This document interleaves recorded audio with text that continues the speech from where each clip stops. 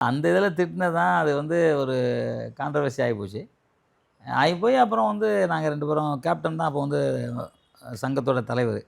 சரத்குமார் தான் செயலாளர். கூப்பிட்டு எல்லாம் வச்சு உட்காந்து பேசி, அவரும் தவறு பண்ணதுக்காக இது பண்ணி சாரி சொல்லி, அது ஒரு பெரிய இதாகி போச்சு. நீங்க சொன்ன மாரி அந்த காலத்தில சன் டிவில 7 மணிக்கு தான் நியூஸ் போடுவாங்க. 7 மணிக்கு ஹெட் நியூஸ் என்ன தான் போடுவாங்க. அ த மாலை மறைச்சு தந்திலலாம் ஹெட்டிங்கே என் பேர போட்டு தான் போட்டிருப்பாங்க. சார் நாங்களும் அத திருப்பி அட்டாக் பண்ண வேண்டிய சூழ்நிலை ஆகி தான் அவர் மன்றத்த கலைச்சார். அப்ப தானே மன்றத்த கலைச்சது. ஆமா. அவர் தெரியாம ஏதோ ஒரு தவறு நடந்துக்கிட்டே இருக்குனாக்கா, உங்களுக்கு வந்து நாளைக்கு தப்பாயிடும்ல சார். ஏன்னா இதே மாரி தவறுல தானே ஒரு பெரிய அன்னையோட ஒரு க சின்னப்பா இவரு ஒரு ஹீரோ வந்து ஜெயிலுக்குள்ள போனாரு.